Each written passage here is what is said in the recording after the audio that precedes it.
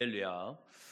네, 복된 주일입니다. 은혜 충만하시길 바랍니다. 네, 우리가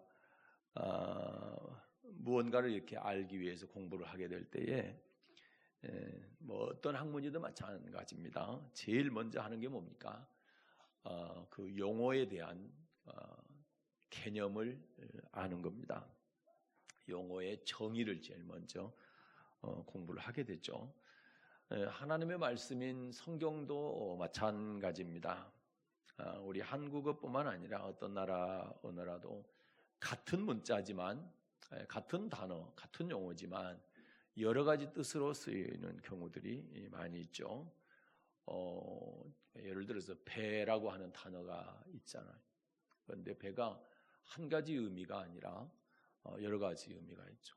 바다에 다니는 배도 있고 또 나주 배도 있고 그다음에 우리 배도 있습니다. 배부르다 할 때 배도 있고 또 배를 또 길게 좀 높이 이렇게 발음을 하면 배가 되면 어떻습니까? 갑절의 의미가 있잖아요. 이렇게 여러 가지 의미를 한 단어, 한 용어로 쓰일 수가 있다라는 것이죠.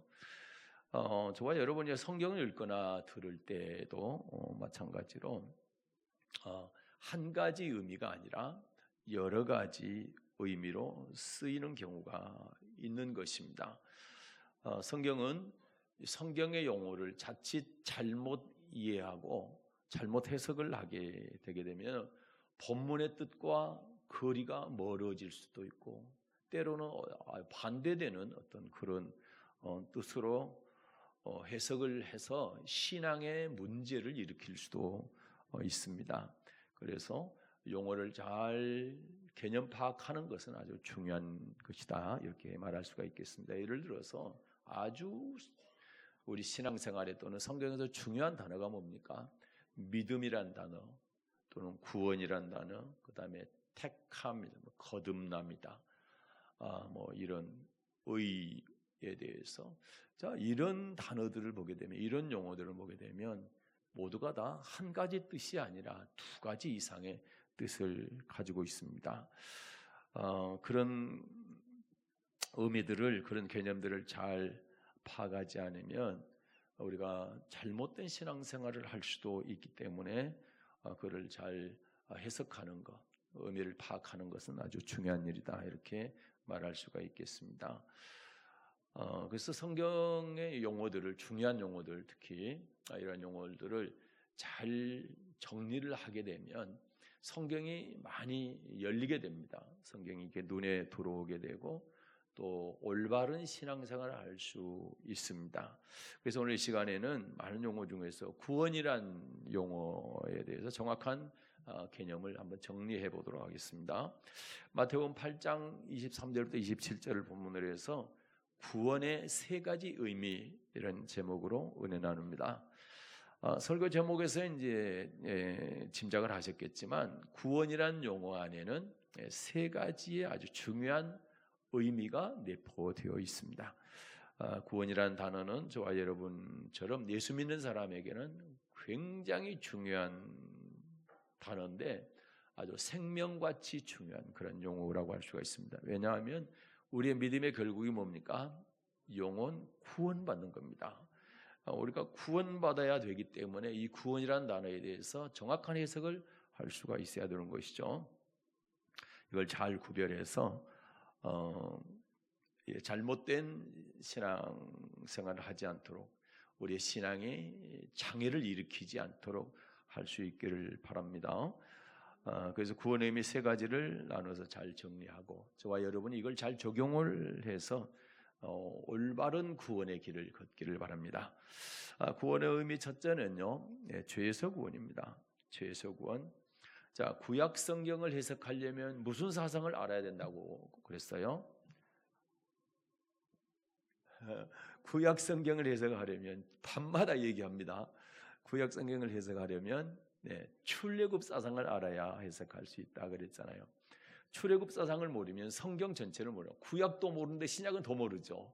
구약 성경이 해석돼야 신약 성경도 해석할 수가 있는데 출애굽 사상을 이해해야, 그걸 알아야 구약 성경을 해석할 수가 있습니다. 만약에 출애굽 사상을 안다고 한다면 말라기까지, 창세기부터 말라기까지의 구약 성경 39권을 아주 자동적으로 해석을 할 수가 있습니다. 그것도 아주 정확한 해석을 말입니다.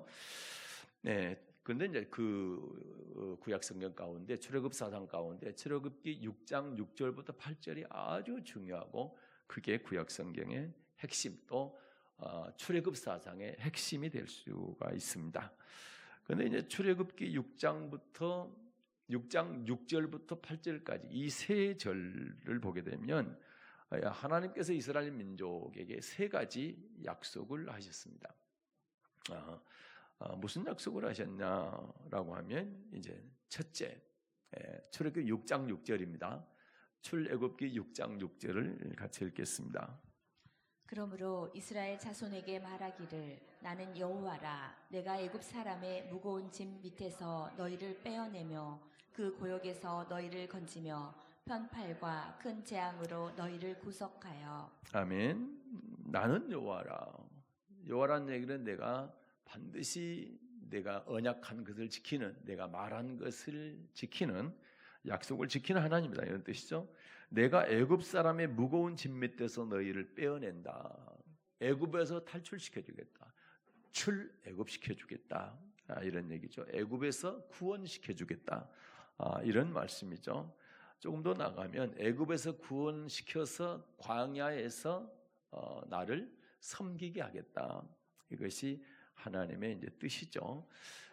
출애굽 사상에 보게 되면 중요한 세 가지 애표가 있습니다. 자, 애굽은 무엇을 애표합니까? 세상을 애표합니다. 광야는 무엇을 애표합니까? 교회를 애표합니다. 맞습니다. 그 다음에 세 번째요, 가나안은요, 천국을 애표하죠.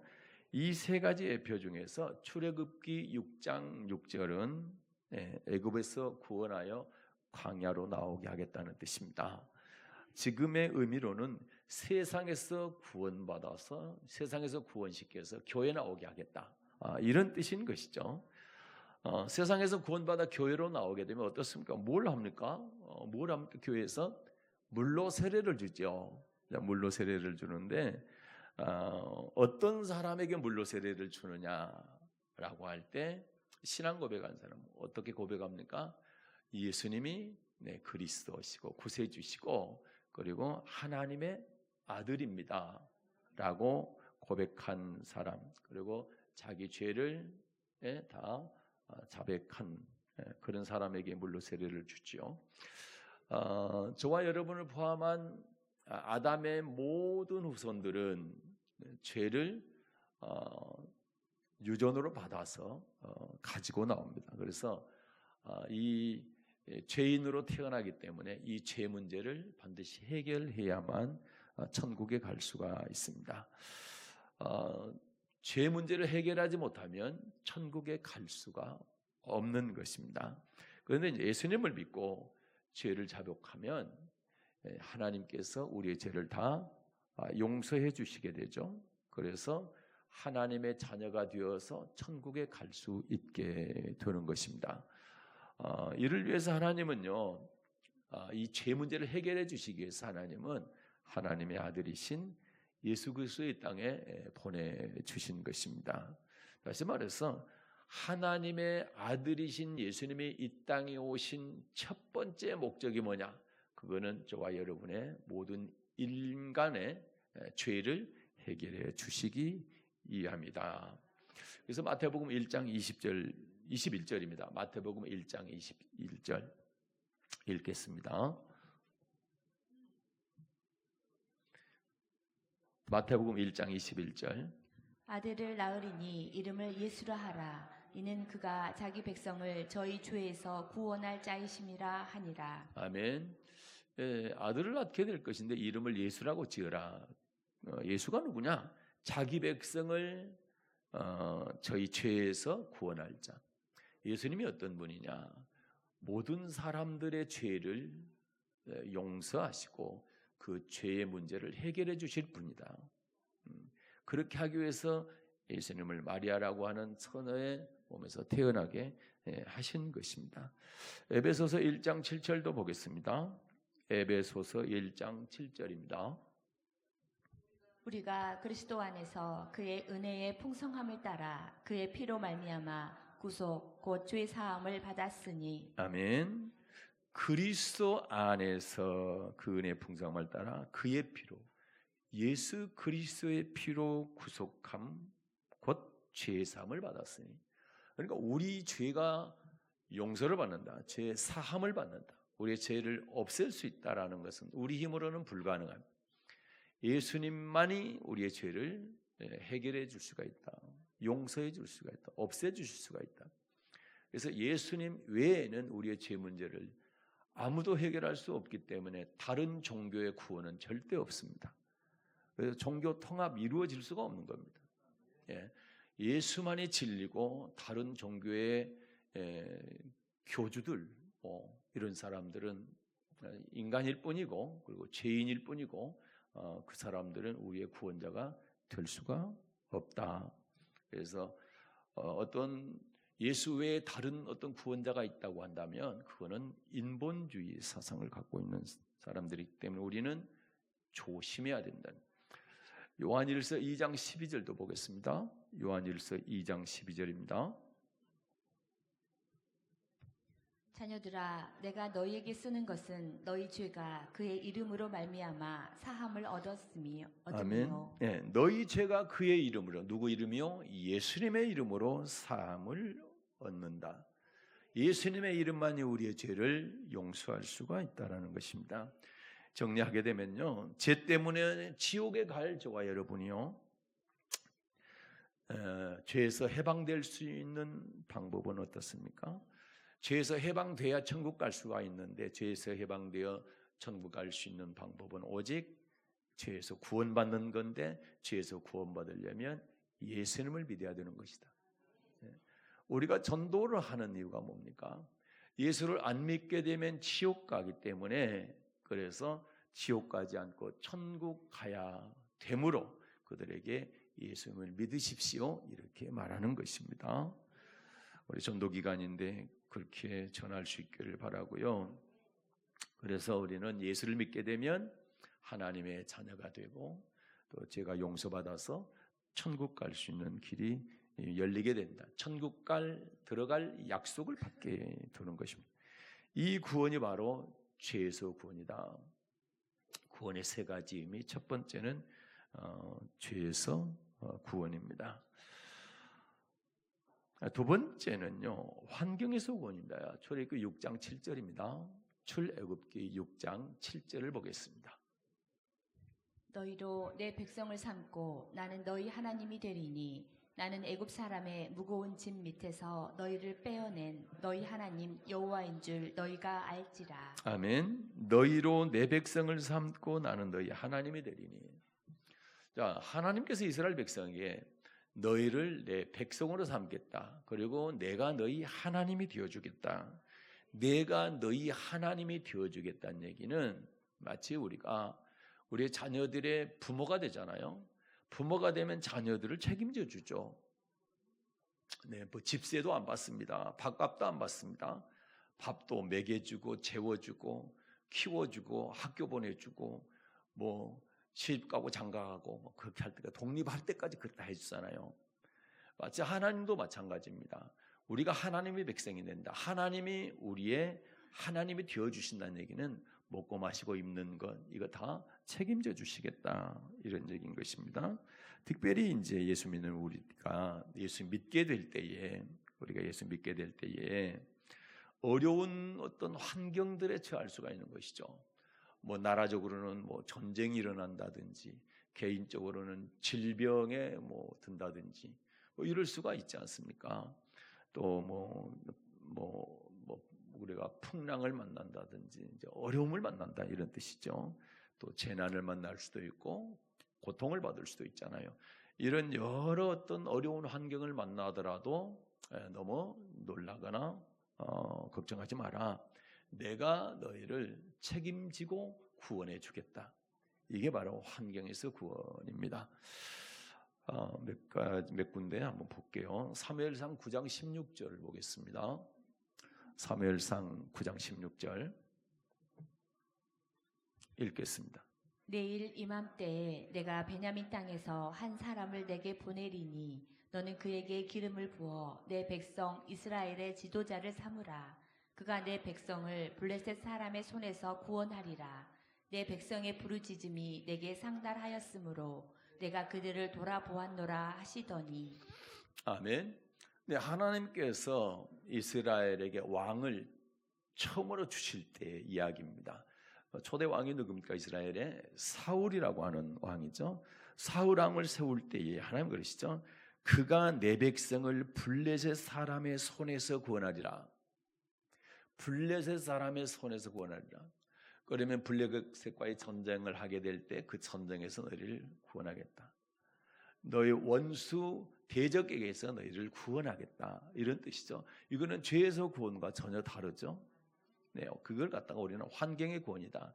전쟁이나 질병이나 또는 풍랑이나 이런 데서 구원하는 것을 환경 구원 이렇게 얘기를 합니다.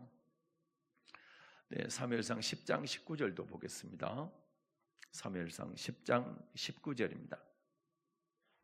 너희가 너희를 모든 재난과 고통 중에서 친히 구원하여 내신 너희 하나님을 오늘날 버리고 아멘. 이르기를. 자, 너희를 모든 재난과 고통 중에서 친히 구원하여 내신 너희 하나님.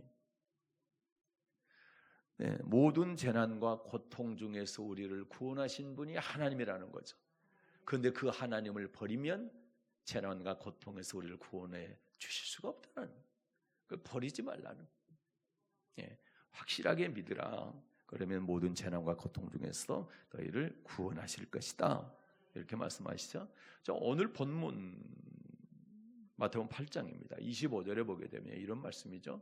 마태복음 8장 25절입니다.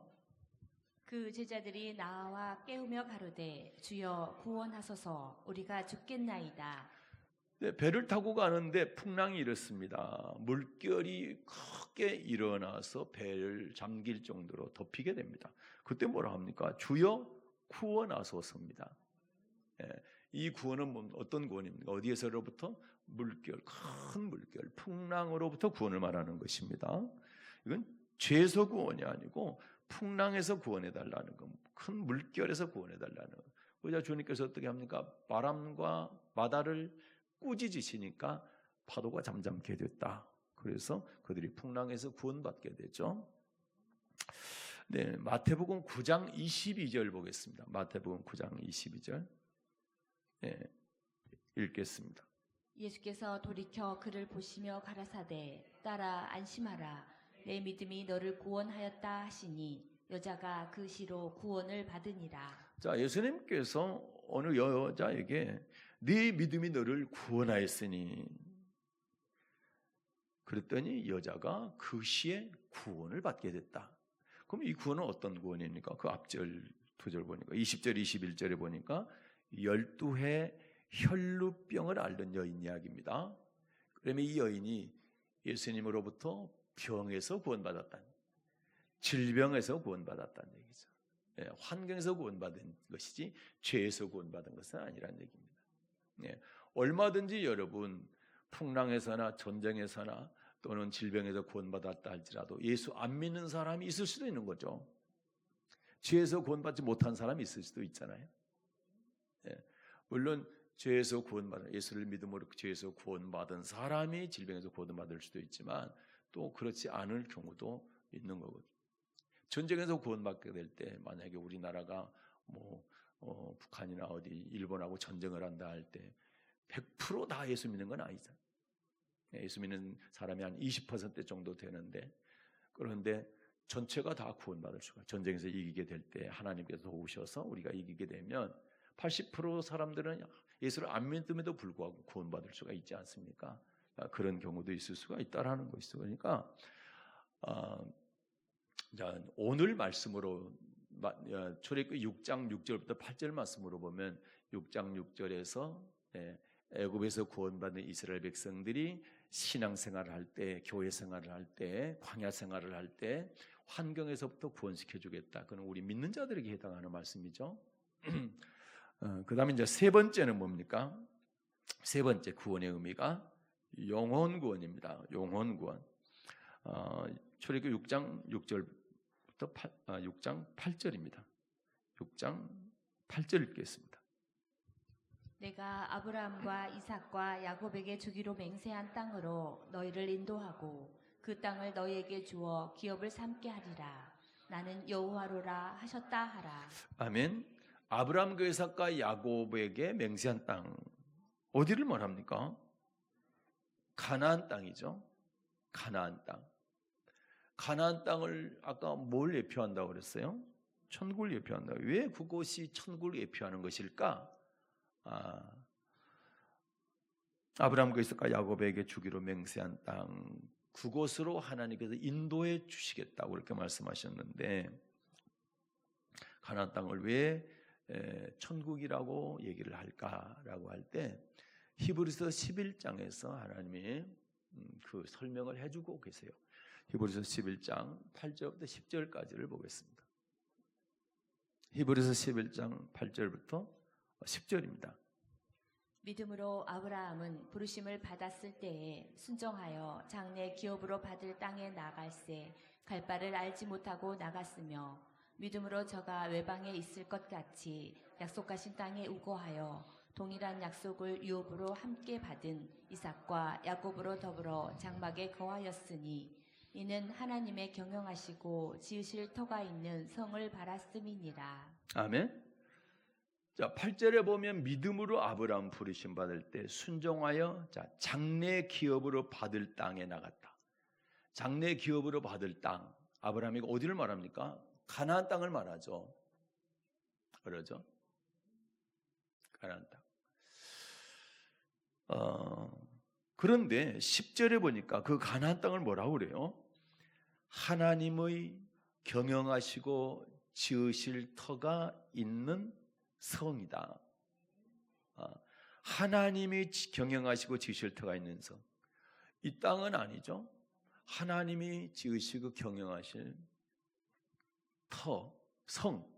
이 성은 계시록 21장에 거룩한 성 새 예루살렘을 말합니다. 거룩한 성 새 예루살렘. 그러니까 천국을 말하는 것이죠. 네, 그래서 가나안이 천국으로 예표하는 것이 그 말씀이 맞는 겁니다. 하나님의 경영하시고 지으실 터가 있는 성, 네, 새 예루살렘 성. 이 구원은 저와 여러분의 궁극적인 신앙의 목적지, 목표입니다. 저와 여러분의 최종의 믿음의 최종 종착지가 어디냐? 천국이다. 천국. 네. 천국에 들어가는 구원을 우리는 영혼 구원이다. 육체가 들어가지 않고 영혼이 들어가기 때문에 영혼 구원 이렇게 얘기합니다. 그래서 우리는 어떤 믿음으로 살아야 되느냐 할 때 영혼 구원에 이르는 믿음으로 살아야 된다. 네. 히브리서 10장입니다. 39절. 히브리서 10장 39절입니다. 우리는 뒤로 물러가 침륜에 빠질 자가 아니요 오직 영혼을 구원함에 이르는 믿음을 가진 자니라. 아멘. 우리는 어떻습니까? 오직 영혼을 구원함에 이르는 믿음을 가진 자. 10장 39절인데 그 다음 11장에 보게 되면 영혼을 구원함에 이르는 믿음으로 살았던 사람들의 이름이 쭉 나옵니다.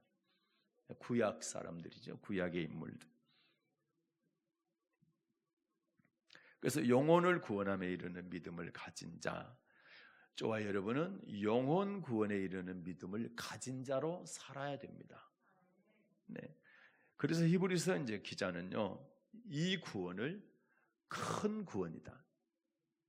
큰 구원. 죄에서 구원, 환경의 구원 있지만 진짜 큰 구원이 어떤 구원이냐? 천국 들어가는 구원이다. 죄에서 구원받고 환경에서 구원받았지만 천국 못 들어가면 여러분 안 된다라는 거예요. 지금까지 믿음이 소용이 없는 게 됩니다. 그래서 큰 구원이라. 히브리서 2장입니다. 1절부터 3절 보겠습니다. 히브리서 2장 1절부터 3절. 그러므로 모든 들은 것을 우리가 더욱 간절히 삼갈지니 혹 흘러 떠내려갈까 염려하노라. 천사들로 하신 말씀이 견고하게 되어 모든 범죄함과 순종치 아니함이 공변된 보응을 받았거든. 우리가 이같이 큰 구원을 등한히 여기면 어찌 피하리요. 이 구원은 처음에 주로 말씀하신 바요 들은 자들이 우리에게 확증한 바니. 아멘. 여기 보니까 큰 구원을 3절입니다. 큰 구원을 등한히 여기면 어찌 피하리요. 2절에 보면 큰 구원에는 뭐가 들었대요? 범죄함 그리고 순종치 않은 자들의 공병된 보응이 들어있다. 갚으신다. 하나님은 반드시 보응하신다. 순종하는 자와 순종하지 않는 자, 범죄한 자와 범죄하지 않는 자를 반드시 구분하셔서 행한 대로 갚으신다. 그것이 공병된 보응입니다. 그래서 큰 구원을 등한히 여기지 말라. 심각하게 받아들이라 이 말이에요. 심각하게 여기라. 신중히 여기라. 큰 구원, 영혼 구원에 대해서 등한히 여기면 절대 안 됩니다. 실제로 그랬어요. 이스라엘 백성들이.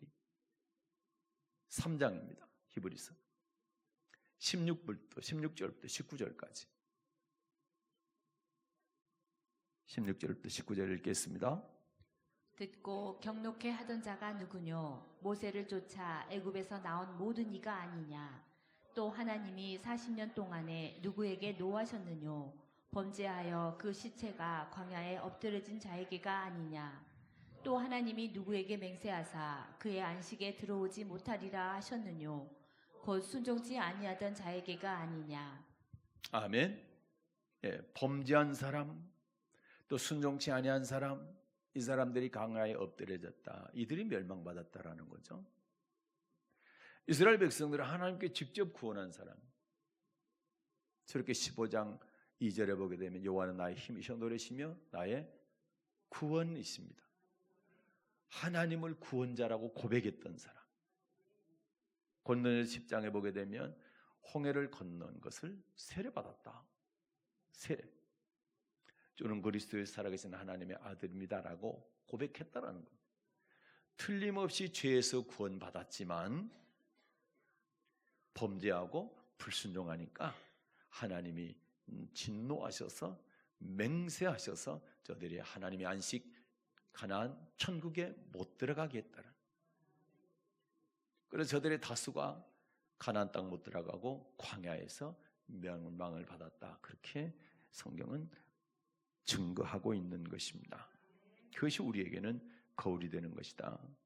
그러면 이 영혼 구원을 받아야 되는데 어떻게 받을 수 있느냐는 거죠. 어떻게 해야 받을 수 있느냐는 거죠. 자, 출애굽 사상을 보게 되면 잘 알 수가 있기 때문에 출애굽 사상을 통해 살펴볼게요. 출애굽한 이스라엘 백성들에게 하나님께서는요, 출애굽기 19장에서 뭘 맺자고 말씀하시나요? 언약을 맺자고 말씀하시죠. 언약 맺자, 언약. 그래서 언약을 맺고 언약을 지키면 3가지 복을 주겠다. 이렇게 약속하셨어요. 출애굽기 19장입니다. 4절부터 6절까지 볼게요. 출애굽기 19장 4절부터 6절입니다. 나의 애굽 사람에게 어떻게 행하였음과 내가 어떻게 독수리 날개로 너희를 업어 내게로 인도하였음을 너희가 보았느니라. 세계가 다 내게 속하였나니 너희가 내 말을 잘 듣고 내 언약을 지키면 너희는 열국 중에서 내 소유가 되겠고 너희가 내게 대하여 제사장 나라가 되며 거룩한 백성이 되리라. 너는 이 말을 이스라엘 자손에게 고할지니라. 아멘. 내 말을 잘 듣고 내 언약을 잘 지키면 3가지. 첫째는 내 소유가 되게 해주겠다. 내 소유. 먹고 마시고 입히는 거. 저렇게 6장 6절에 그 구원을 말하죠. 6장 7절에 환경에서 구원을 말하죠. 그 다음엔요, 제사장 나라가 되게 해주겠다. 2번째는 제사장 나라가 되게 해주겠다는 얘기는 제사장들은 계속 세속해 가죠. 하나님의 말씀을 가르치고 또 성도들을 대신해서 하나님께 제물을 드리는 그런 역할을 하는 사람인데 이 직분이 계속 이어가잖아요. 그래서 제사장 나라가 되어주게 해주겠다는 얘기는 여러분의 가정, 가문을 계속 믿음의 가문으로 이어주겠다. 그러니까 영적인 복이죠. 믿음의 복을 주겠다 이런 뜻이죠. 그다음에 세 번째는 뭡니까? 거룩한 백성이 되게 해주겠다. 거룩한 백성. 거룩한 백성은 어디에 들어갈 수 있어요? 거룩한 천국에 들어갈 수가 있습니다. 거룩한 천국에는 거룩한 백성이 들어갈 수 있는 거죠. 그래서 거룩한 백성이 되게 해주겠다는 얘기는 가나안 땅, 천국에 들어가게 해주겠다 이런 뜻이죠. 그런데 이 세 가지 축복이 어떻게 할 때입니까? 내 말을 잘 듣고 내 언약을 지키면입니다. 내 언약을 지키면. 언약을 지킬 때입니다. 네. 그게 중요해요. 그래서 이제 이스라엘 백성들이 이 말씀을 모세로부터 전해 듣고 어떻게 합니까? 예, 우리가 그러면 다 지키겠습니다. 준행하겠습니다. 이렇게 대답하니까 하나님께서 언약을 주시죠. 저렇게 20장에서 10계명을 주시고 그 다음에 21장부터 23장까지 율례를 주시죠. 그리고 24장에서 뭐합니까? 이스라엘 백성들과 짐승의 피를 받아가지고 피로 언약하죠. 거기서 피의 언약은 뭡니까? 언약을 지키겠습니다. 지킬 때는 이 피처럼 생명을 얻게 되고 지키지 않으면 이 피 흘린 것처럼 죽을 겁니다. 이렇게 하나님과 약속을 하게 된 거죠. 언약을 하게 됐죠. 여러분 어때요? 언약의 말씀은 왜 주시는 거예요? 축복 주시기 위함입니까? 영생 주시기 위함입니까? 영생 주시기 위함입니다. 가나안 땅 들어가게 하기 위함입니다. 언약을 지켜야 거룩한 백성이 되죠. 그러니까 물론 그 안에 축복이 들어있습니다. 영생 안에 축복이 들어있지만 그러니까 진정한 축복은 천국 들어가는 축복이 영혼 구원받는 축복이 최고의 축복이다. 99.9%라고 말하면 됩니다. 0.01%가 이 땅의 복을 말합니다. 이따 그거 조금 더 설명을 해드릴게요. 그래서 성경에 보면 축복의 말씀이 있사오니라고 얘기합니까? 영생의 말씀이 있사오니 그렇습니까? 영생의 말씀이 있사오니 그렇습니다. 축복의 말씀이라고 하지 않고 영생의 말씀이라고 얘기를 합니다. 또는 생명의 말씀이라고 이렇게 말씀을 하죠. 그래서 여러분 우리에게 언약, 말씀 이걸 주시는 것은 이 땅의 축복을 위함한 것이 아니라 천국 들어가게 영생 주시기 위함인 겁니다. 그래서 베드로가 영생의 말씀이 여기에 있사오니 이렇게 고백하는 겁니다. 물론 축복은 영생 안에 포함되어 있습니다. 그러면 이 땅에 살 때 우리가 왜 축복과 저주를 우리에게 주시느냐? 그거는 신명기 29장 29절을 보게 되면 축복을 주시든 저주를 하시든 그건 하나님의 하실 일인데 그걸 통해서 뭐 하라는 겁니까? 여호와 율법을 잘 지키라. 더 잘 지키라. 축복하시는 것은 내가 순종하기 때문에 내가 복을 주는데 그래 계속 그렇게 말씀에 순종해 가라. 저주를 하시는 것은 지금 내가 내 말씀에서 벗어났다. 내 말씀은 지금 순종하지 않고 있다.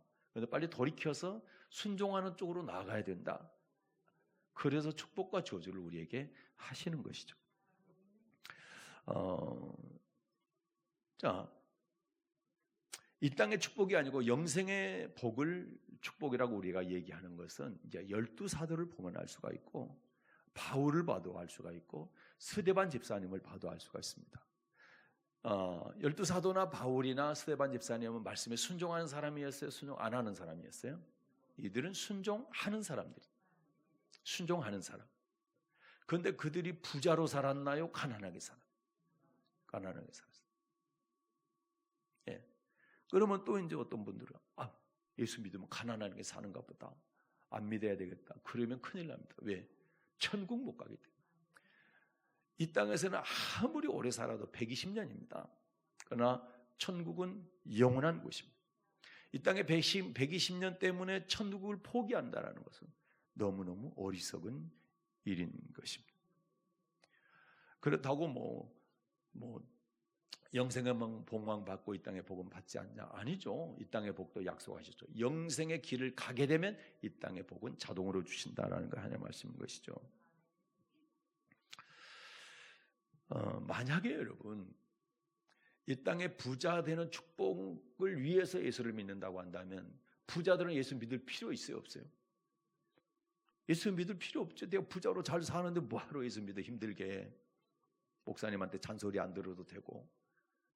그렇죠? 그러나 부자든 가난한 자들 반드시 예수 믿어야 되는 것은 무엇 때문입니까? 천국 때문에 그랬어요. 영혼 구원 때문에 그러는 것입니다. 베드로전서 1장 25절을 보게 되면 복음을 뭐라고 그래요? 복음이 뭐라요? 말씀이래요. 복음이 하나님 말씀이래요. 그런데 여러분 이 복음이 무엇이냐? 이 말씀이 뭐냐? 믿는 자들에게 구원을 주시는 능력이다. 로마서 1장입니다. 16절. 로마서 1장 16절. 내가 복음을 부끄러워하지 아니하노니 이 복음은 모든 믿는 자에게 구원을 주시는 하나님의 능력이 됨이라. 첫째는 유대인에게요 또한 헬라인에게로다. 아멘. 자, 바울 사도가요 이 복음을 부끄러워하지 아니하고 유대인이 됐든 헬라인이 됐든 이들에게 복음을 전한 이유가 뭡니까? 이 복음을 믿는 자에게는 구원을 주시는 하나님의 능력이 있기 때문이다. 여기서 구원은 무슨 구원일까요? 영혼 구원입니다.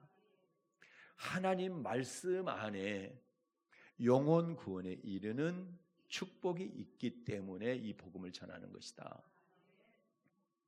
만약에 예수를 믿어서 죄에서 구원받으면 영혼 구원이 된다라고 하면 굳이 언약을 안 해도 되고 안 지켜도 되고 굳이 말씀하실 필요가 없는 거죠. 그러나 출애굽한 이스라엘 백성, 하나님께서 구원하신 이스라엘 백성들에게 내 언약을 지키면 거룩한 백성 천국 들어가게 해주겠다라고 말씀하셨. 우리도 마찬가지. 세상에 있다가 예수 믿어 교회 나왔어요. 그러면 이제 우리가 해야 될 일이 뭡니까? 그분의 말씀 듣고 따라가는 것, 순종하는 것. 그렇게 할 때 우리에게 영혼 구원이 주어지게 되는 것이다. 그래서 여러분 이 복음 말씀에 순종하지 아니하면 형벌을 받는다고 분명하게 말씀하고 계시거든요. 우리는 복음에 순종하지 않으면 형벌을 받을 것이다 그러면 구약이라고만 생각하는데 아니요, 신약이 훨씬 더 강합니다. 데살로니가 후서 1장 8절과 9절. 데살로니가 후서 1장 8, 9절. 하나님을 모르는 자들과 우리 주 예수의 복음을 복종치 않는 자들에게 형벌을 주시리니 이런 자들이 주의 얼굴과 그의 힘의 영광을 떠나 영원한 멸망의 형벌을 받으리로다. 아멘. 여기서 두 부류의 사람이 영원한 멸망의 형벌을 받는다. 첫째는 하나님을 모르는 자, 하나님 안 믿는 사람을 말하죠. 자, 두 번째는요, 주 예수 그리스도의 복음에 복종하지 않는 자. 복음에 복종하지 않는 사람. 굉장히 두려운 말씀입니다. 저와 여러분이 반드시 기억해야 될 말씀인 것이죠. 그래서 여러분 바울은요 빌립보서 2장 12절에서 뭐라고 말씀합니까? 나 있을 때뿐만 아니라 나 없을 때도 항상 복종하여 두렵고 떨림으로 너희 구원을 이루라. 여기 구원은 무슨 구원입니까? 영혼 구원이죠. 영혼 구원이 이루어지지 않았습니다 아직. 그러니까 영혼 구원을 이루랍니다. 계속 이루어 가랍니다. 현재 진행형입니다. 빌립보서 2장 12절 읽겠습니다. 그러므로 나의 사랑하는 자들아 너희가 나 있을 때뿐 아니라 더욱 지금 나 없을 때에도 항상 복종하여 두렵고 떨림으로 너희 구원을 이루라. 아멘. 항상 복종입니다. 하나님 말씀은 항상 복종해야 돼요. 내가 복종하고 싶을 때는 하고 하기 싫으면 안 하고 이게 아니고 항상 복종해야 된다. 그래야 우리의 구원을 이룰 수가 있다. 만약에 여러분 이미 구원이 이루어졌다. 그러면 복종 안 해도 되잖아요. 이미 이루어졌는데 복종하고 안 하고 상관없잖아요. 그런데 성경은 그게 아니라는 거예요. 죄에서 구원받았다 할지라도 하나님의 말씀에 복종을 함으로 구원을 이루어가는 것이다. 그래서 빌립보서 3장에 보게 되면 이미 이뤘담도 아니고 이미 얻었담도 아니고 앞에 있는 것을 잡으려고 내가 달려가고 있다. 그렇게 말씀하죠. 그런데 영생이 이미 이루어졌다 이렇게 얘기해버리면 이러한 말씀들이 하나도 안 맞잖아요.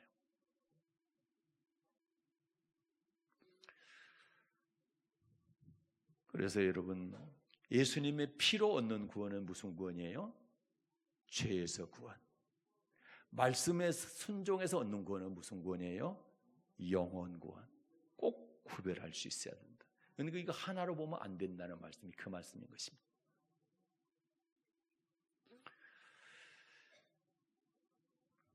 여러분 어때요? 저와 여러분은 예수 피로 이미 죄에서 구원 받았죠? 받았습니다. 그렇다면 이제는 무엇을 하고 무슨 구원 받아야 돼요? 그래야 복음에 복종하고 말씀에 순종하고 영원 구원 받아야 된다. 이것을 가장 잘 알았던 사람이 사도 바울이죠. 시간 없어서 보지는 않겠는데 고린도서 9장에 보게 되면 23절부터 27절까지 보게 되면 바울이 절제하고 그리고 복종했죠. 절제하고 복종한 이유가 뭡니까? 내가 남에게 전파한 후에 도리어 버림을 받을까 두려워함이라. 바울은 예수 믿었어요, 안 믿었어요? 100% 예수 믿었어요. 성경 13권을 기록했는데 예수 안 믿는 사람일 수가 없는 거예요. 고백 안 하는 사람일 수가 없죠. 고백했죠, 100%. 그런데 그가 두려웠다는 건 뭡니까? 내가 하나님께 버림받는 것이었습니다. 다시 말해서 천국 못 들어갈까 봐, 영원 구원 못 받을까 봐 두려워해서 뭐했다? 철저하게 절제하고 복종했다. 절제는 하지 말라 하는 거, 안 하는 것이 절제고, 복종은 하라 하는 거, 하는 것이 복종입니다. 이 두 가지, 성경 전체가 그렇게 되어 있잖아요. 이 두 가지를 철저하게 했다라는 거죠. 뭐 하기 위해서? 영원 구원, 천국 들어가기 위해서 그렇게 했다라는 것입니다. 말씀을 마치겠습니다. 구원이라는 용어를 세 가지로 정리해 봤습니다. 첫째는 예수님의 피를 믿음으로 말미암아 얻는 죄에서 구원이 있고, 두 번째는 예수 믿음 가운데 환경적으로 어려움이 올 때, 전쟁을 만난다든지, 풍랑을 만난다든지, 질병을 만난다든지, 고난을 만난다든지, 이런 환경의 어려움이 왔을 때, 그때 환경에서 구원받는 구원이 있다. 그 다음에 세 번째는요, 언약의 말씀, 복음에 순종함으로 얻는 구원. 그 구원이 바로 무슨 구원이다? 영혼 구원이다. 이 용어, 구원이라는 용어를 이 세 가지로 잘 구별할 수 있기를 바랍니다. 이 한 가지로만 받아들이게 되면 심각한 신앙의 오류가 나타날 수가 있죠. 심각한, 잘못 이해하게 되면. 예를 들어서 내가 질병에서 구원받았는데 나는 영혼 구원받았다, 이렇게 하면 안 되죠. 질병에서 구원이 환경 구원이잖아요. 이거는 영혼 구원과 다른 문제입니다. 그런데 내가 병 고침 받았으니까 나는 천국 가, 이렇게 해버리면 안 된다는, 그거는 아주 심각한 문제입니다. 또 똑같은 얘기로 내가 예수를 믿어서 구원받았어. 무슨 구원입니까? 죄 구원받았어. 예수 피를 믿음으로 얻는 구원은 죄 구원이야죠. 죄 구원받았는데 나는 천국 구원 받았어, 이렇게 말하면 안 된다라는 거예요. 지금 많은 분들이 그렇게 알고 있는데 그걸 고쳐야 되는 거예요. 죄에서 구원받았다고 천국권 받는다 이렇게 생각하고 하나님의 말씀에 순종하는 것에 대해서 그렇게 염두에 두지 않고 그냥 죄 지으면 짓고 그렇게 살았다. 근데 만약에 다음에 주님 앞에 딱 섰는데, 심판대 앞에 섰는데 내가 너를 모른다. 마태복음 7장에 보면 왜 모른답니까? 불법을 행하는 자 내게서 떠나가라. 불법을 행했다는 얘기는 내 법대로 안 살았다는 얘기잖아요. 말씀대로 안 살았다는 얘기잖아요. 그러면 이제 지지난주입니까? 그때 설교했던 것이 이제 맞잖아요. 자, 주여 주여 하는 자마다 천국에 다 들어갈 것이 아니요, 다만 하늘에 계신 내 아버지의 뜻대로 행하는 자라야 들어가리라. 주여 주여 한다고. 다시 말해서 죄에서 구원받았다고 천국 다 들어가는 것이 아니고 아버지 뜻대로 행하는 자. 아버지 뜻이 뭡니까? 아버지 말씀이죠. 말씀대로 행하는 자가 들어간다. 그러면 똑같잖아요. 오늘 말씀과 그때 그 말씀과 똑같잖아요. 그러니까 성경은 통일성. 창세기를 펴든 계시록을 펴든 다 똑같은 말씀입니다. 그러면 성경이 열리는 거고, 책마다 성경이 다 달라. 그렇게 느껴진다면 아직 성경에 대해서 잘 모르고 있는 것이다. 그래서 여러분, 하나님의 말씀 잘 듣고, 오늘 말씀 같은 경우도 구원이라고 하는 우리에게는 어마어마하게 중요한 이 말씀에 대해서 세 가지로 잘 구별해서 볼 수 있기를 바라고, 듣기를 바라고, 그리고 여러분의 신앙을 잘 다질 수 있기를 바랍니다. 사랑하는 여러분, 오늘 살펴본 구원이라는 용어를 잘 분별하셔서 죄에서 구원받은 여러분이 또 신앙생활하다 만나는 어려움들, 또 환경에서도 구원받으시고, 자, 궁극적으로는 천국 구원, 영원 구원받는 여러분 다 되시기를 축복합니다. 은혜로우신 하나님 아버지,